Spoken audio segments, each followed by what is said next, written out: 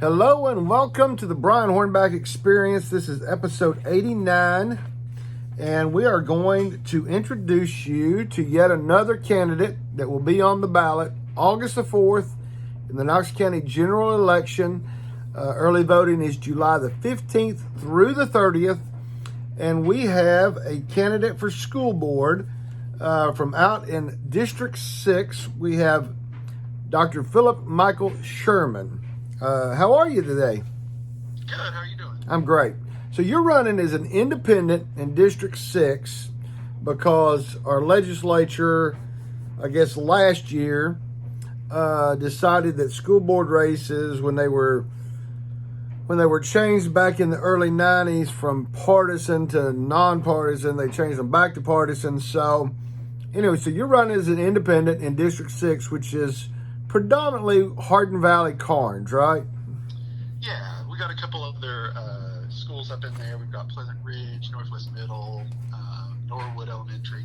But yeah, predominantly the Karns and Hardin Valley area. Wow, I don't guess I realized that District 6 went all the way to Norwood, but that's a logical transition all the way down Oak Ridge Highway. But I guess I assume that all the growth has kind of happened in Hardin Valley and Karns, so that's more than you can say grace over. But anyway, just to introduce those listening to this, you have been in the Karns community, Hardin Valley community since about 2008. Yeah, we got to build a house out here in 2008 when we were still some of the new people in the Karns area. Exactly. Now, you and your wife, she is a 16-year veteran with the Knox County school system, and you are in education as well. However, you are doctor. You teach religious studies and ethics at Maryville College. Yeah, we came here in 2006 for what we thought was going to be a one-year sort of replacement position for somebody while I was finishing up at the university. And it turned into 2 years, and then it turned into, I guess, start my 17th year now. So. Wow, fantastic! Yeah. Maryville College is a great university. It's been a fantastic place to work, and I love the job that I get to do there, and the students I get to work with. Right now, you have two daughters. Has one graduated? Have they both graduated? Where are they at in the school system? Yeah, so my wife was at Hardin Valley Academy from basically the time it opened in 2008 until early 2021. She still works for Knox County Schools, but in a capacity now. And so my girls both went through Hardin Valley Elementary School, and we thought we were being really smart. We spaced our kids out, so we were going to have 5 years between them, so we wouldn't have two in daycare. And basically what we got ourselves was 12 years of car line. Exactly. Elementary school, but so both of them went through Hardin Valley Elementary. My oldest is now going to be I can't hardly believe I'm saying this, a rising senior at Hardin Valley Academy, and my younger daughter is going to be starting 6th grade at Karns Middle. Wow. Well, that is kind of nice, though. I mean, you went through the 4 years of high school, and now you get to go through middle school and high school again. So you'll get to see all aspects of it. So what? Now we're gonna talk about some of the things on your website, and for those listening, I will introduce his website, his Facebook, and his Twitter to you multiple times throughout this podcast. But it's Sherman, SHERMAN, FORTHE 6. That's 6th.com. Sherman for the 6th.com. We'll talk about some of that, but kind of what caused you to say, hey, we're living a good life out here in Hardin Valley. We're daughter's going into her senior year of high school. Daughter's going into 6th grade, and I'm teaching out here at Maryville College. And then what decided to say, one, what propelled you to decide to run for school board, and was the kind of the eye opener to enter into the fray? Well, I mean, there was probably more than one thing, but sure. I think the thing that really sort of pushed me to do this was that I really felt like, with this being the first election cycle, where races were going back to a partisan basis, that this was sort of a good opportunity to suggest that it doesn't have to be this way. The legislation that came out last fall, which I thought was not a good idea to make school board races partisan, originally started out with the impossibility of a candidacy like mine, where you were going to have to declare for one of the two parties. And that eventually got pushed back quite a bit by folks on both sides of the aisle to say, well, you can run as an independent. And so I think, there's a test here in this first cycle to say, what kind of school board do we want in Knox County? Do we want to invite the kind of partisanship that we see at the state level and certainly at the federal level into what I think of as really service-based political elected offices? You go to school, your kids go to school with the people who sit on the school board. And I thought, that has the possibility of being, over the long term, a really negative thing for our teachers and support staff, for our students, for our community.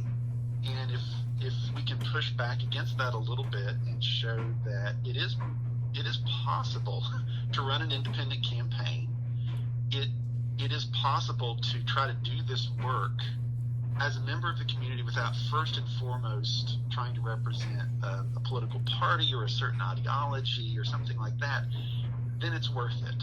And I think we owe it to ourselves as a community to try to do this work in as much of a non-political context as we can. And I'm not naive. I know everybody has their politics. That's not my point. But I do think it matters whether you start there or whether, you're honest with people about what you think about this issue or that issue.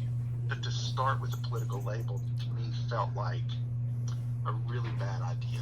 And I'll say especially after, we might talk about this more, but after the past year or so, where it just, the level of rancor and, distrust and anger in the community, particularly related to the Board of Education, I just thought, we need to try something new, and this was the only way that I knew to sort of try to move that conversation forward. Well, I followed the school board for now a number. Well, this blog now podcast started as my term on school board ended in 2004. So, I've been watching the school board for years, and they've never really been. There's been a few little fights here and there, but it's almost become a must see sometimes with the meetings now. But it's interesting just to give that perspective on the partisanship of the races. We have 5 races in Knox County. You're one of the 5, and in 2 of the races we have independents running. In your race, you're an independent. In another race, there's an independent. Then in 2 other races over in South Knoxville and in what I call the inside West Knoxville area, you have 2 Democrats running against 2 Republicans. Then in the 1st district, the party that I guess I've been aligned with or I've been associated with for years and years, we just decided we're not going to run anybody in the 1st district, but there are 2 independents running against the Democrat in the 1st. So, it's really interesting that we do have 4 independent candidates running for 3 of the 5 Knox County School Board seats. And so, it is going to be interesting to see what happens with that, because Knox County has, since about 2002, actually it was before that, probably in about 98 when Diane Dozier got elected to school board, she got elected with less than a 50% margin. And so since about 1998, it's been required that you had, if nobody got 50% plus 1, that there was a runoff. So we've had differences in Knox County versus the other school boards across the state, but that's a whole issue for another day. It is interesting though that I had talked with Virginia Babb, who has decided not to run in the 4th District, and after she had already made her decision that she wasn't going to run because she didn't want to identify with a party, and I said, Virginia, you and Ebony Satterfield, which is another one that's chosen not to run, I said, you are the two that I thought could probably win re-election as an independent. But Virginia told me, well, you were too late in telling me that, because everybody else told me I couldn't win one way or the other. But let's talk about kind of what I've seen on your website. Is kind of your platform. You talk about back to basics. I think that's basically talking about fully funding public education. It's interesting that when I was on the board some 20 years ago, the budget was about $187 million, and now it's upwards, way above that now. But so let's talk about the funding of public education. What do you see that can be improved in funding public education, and how do we get school board and county commission to come to the table and deal with that jointly? As there's, commission has to approve the money, and then school board gets to spend it. So there's a little bit of give and take there. Yeah, I think part of what I would want to see is that those conversations are ongoing and really throughout the year, and that we're really clear about where we see deficits. In another context, I was talking about this issue that's come to the fore where schools don't fund playgrounds, and that's a source of inequity. And absolutely, but I also think that one of the challenges we have in terms of making sure things are fully funded is recognizing we have lots and lots of community partners. We have lots and lots of folks who are very happy to donate to the schools. There are lots of things that, if you are in the schools, simply happen in some schools but not in others. And that kind of community support I absolutely want to encourage, but I don't think we can allow it to shield us from where some of the inequities are. I think the process itself is one that's in flux right now, because with the new funding approach from the state, it's not clear what it's going to look like in 5 years. Yeah, and that to me should be a really warning, sort of a warning signal to any potential members of the board that the job now is not what do we do this year. The job is how do we think about strategically what we're going to need 5 years from now when two things happen. One, some of the federal dollars that we've gotten as a result of the pandemic start to go away, and we've gotten used to some of the things that we funded with those dollars. And when we actually start to see how this new funding structure plays out on the ground, right? Are we suddenly going to find ourselves as a county in a position where we're being asked to fund things that perhaps before we haven't? Are we going to be in competition with charter schools? And what's that going to look like? What's that going to cost? So, I think there's some really in the weeds kind of questions that I don't even know yet what the questions are. Right. Just looking at sort of what the job is and what it's going to entail, I think we need folks on that board that are not just thinking about, okay, here's this year's budget. They need to be thinking about the budget for 2027. Right. And if they're not going to be on the board at that point, because I think it's going to be a transition. I hope it's going to be a transition that we weather well. We're growing. There's no reason why we shouldn't be able to continue to increase teacher pay and bring support staff up to what I think is a livable wage in many cases. I think we can do all those things, but it's a lot of moving parts, and it's going to take time to sit down and work through all those issues. And I think part of what has disturbed me over the past year or so is the constant distraction that seems to be taking place on the board, when really it's time to sit down and open the books and have some hard conversations with each other. Well, and you're right. I only mentioned the property taxes, but we got state dollars, which again the legislature with Governor Lee's proposal has fundamentally changed that. Some of the discussions is we may get a little bit more, we may get about the same, but the rural counties, nobody knows exactly how they're going to be affected by that. But then we got the federal dollars, we got the ESRA dollars, and some of the fundamental changes that they're implementing with the ESRA dollars. You're right. I mean, that was one of the criticisms that I had years ago, is that when we get a new grant that's going to last 3 years, but then 5 years later we still want that same we still want that same program. And then of course we got sales tax dollars, which we've got the highest sales tax in the country. But one of the interesting things that I rarely hear a school board candidate talk about is you talk about honoring the professionalism of teachers and support staff.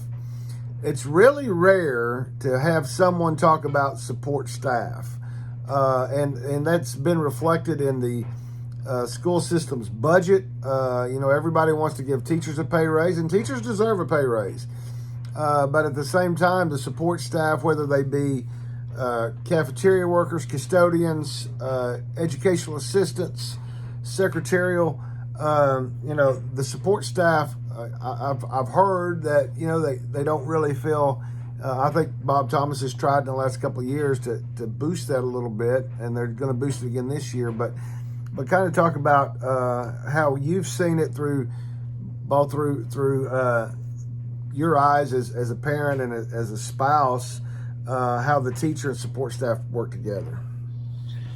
Yeah, I'll say it this way: for the kids, when they're in elementary school, they don't know who's teacher and who's support staff. They love everybody that's there to love them, to help them out.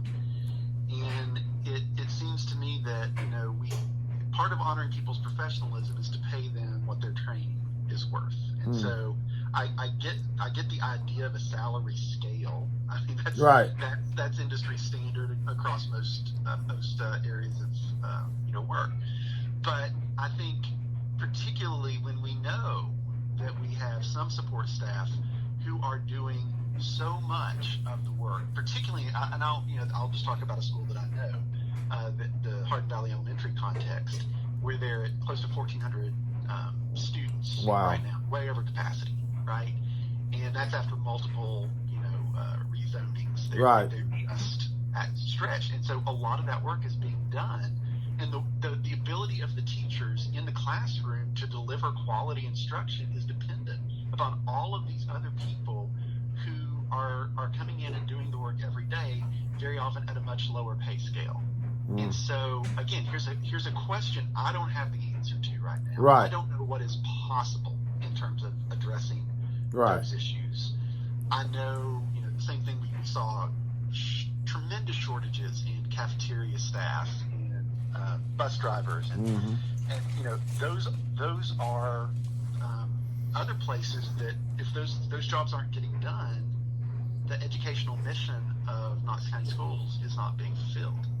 And so, once again, I don't know what it would be to bring them up to a higher level, but that would be one of the questions that I would be asking on day one to see what is possible. And once again, this is not the work of 1 year. Right.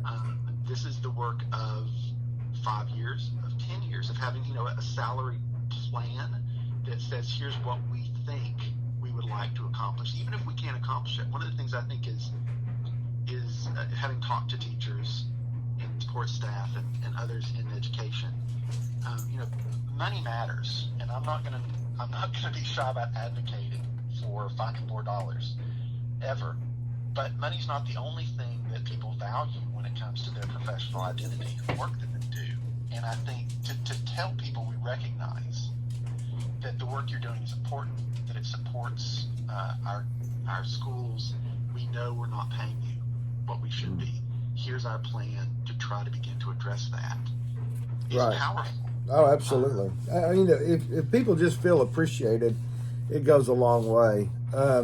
Now, let's talk about the school board. You talk about building a transparent, accountable board of education. I mean, obviously, once you become the school board member, that's going to be a work in progress. What have you seen? I guess I'll ask it this way. What have you seen that needs some help, and what have you seen that, hopefully there's at least one thing that you've seen that you like from the school board. But is there one thing that needs that needs modifying, and then what's one thing that you've seen that you're like, okay, they're okay with that? I mean, what's your thought there? I think the biggest challenge, and once again, let me just preface this whole thing by saying I'm on the outside. Oh, absolutely. As the challenger, you don't have the institutional knowledge of what's happened before, and you don't. Right. I am so sympathetic when they were there till midnight. Right. So this is not a pot shot. Right. No, absolutely not. But I think, at one point, one board member said something along the lines of, well, I get all these emails, but I don't tally them, and I can't just decide, well, X number of people are for this and for that. That's what the elections are for. And I felt at the time that was a misunderstanding of the representative nature of this job. And I understand at some point in the past year, they were getting hundreds, if not thousands, of emails every week. And there was nothing that they could have voted on or done that would have made anybody happy. Right. Probably, right? I'll give them that. But I do think it's worth having a conversation about what kinds of structures and systems that we could have that would allow citizens, voters, constituents of various sorts, right, to actually feel like they're being heard and to have some feedback in the process, apart from an election every 4 years that the vast majority of people aren't thinking about. As I'm starting, my campaign process, there's an election on August 4th. Right. That simply emailing your board member doesn't feel sufficient, and having an election every 4 years doesn't seem sufficient to me. And if that is, a move to have greater town halls in districts with one or two board members together to talk to people about particular issues, once again, I don't have an answer to this, but I know my frustration in the midst of the past year was not primarily they're not doing what I want them to do. It was they're not listening really I didn't feel like many of them were listening. They had decided where they were not going to be moved, and they felt no need to respond to anyone who asked them any questions about that. Well, so once we got deep into the conflict, right. But so that to me is the challenge. How do you build a system that allows people to, 3 minutes at a public forum is not a place for people to work out what's best. That's just not. And that kind of leads us into to kind of the end of this podcast, because we're about 23 minutes already. It's hard to believe, but is you plan to do some listening and learning events across District 6? I liked what you wrote on your website where you said that listen and ask better questions every day. I mean, if we're not getting better every day, then we're really not making progress. But you've got about 3 of these listening and learning things up on your website. Dr. Jinx Watson and Mike Crabtree are 2 of the 3. And so, I think that's, I think what you're talking about, as I reach over to grab this paper that I just threw in the trash can, I think those type events, even if they have to be sunshine because you have more than one school board member doing those town halls, I think is a move in the right direction. But I do want to remind folks that you are on the internet at Sherman for the 6th. That's ShermanForThe6th.com. On Facebook, it's Sherman, the number 4, the THE 6th, and on Twitter, the same, Sherman, number 4, the 6th. So you're on Facebook, Twitter, and you're on the internet. I just want to give you an opportunity now here in the last 2 or 3 minutes just to kind of speak to those folks that are in District 6 that are going to be deciding as we get close to July the 15th with early voting that runs through July 30th and then into the August 4th general election. Just kind of sum up your campaign and then we'll conclude this thing. Thanks, Brian. I really appreciate the opportunity. Yep. I think, if you would like to not be as glued to the TV when there's a board meeting, that's part of my goal. But I really do see this candidacy as a possibility to sort of reset some things that I think have presented some challenges over the past 2 years. It's not just about the pandemic. I think the state legislature's decision to make these potentially partisan races is not something that's going to, over the long term, be in the best interests of our students and our teachers and support staff. And so I want to offer a different model of an independent candidate. I say frequently that I do have a background in education. It's in higher education. That's a different context.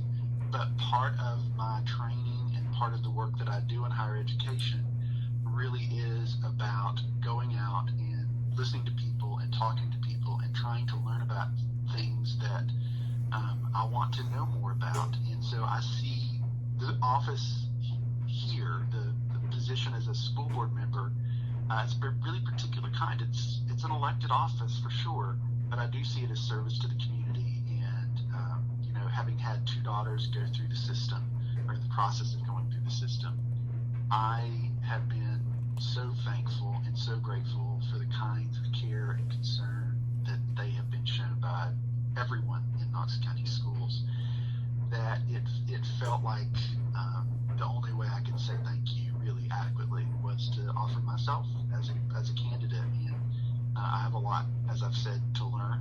And what I can promise is not that you would always agree with every position I take on the board, but that you would always know why I took it. And I would always be very clear about what values were motivating my decision-making process. And so you would have a transparent and accessible board member in this district. That sounds great. And, again, good luck to you. Early votes July 15th through the 30th. Election day is August the 4th. And I'm sure we'll be seeing you out and about. I'm sure you're getting ready to be in the Karns Fair later in the month of June, I think.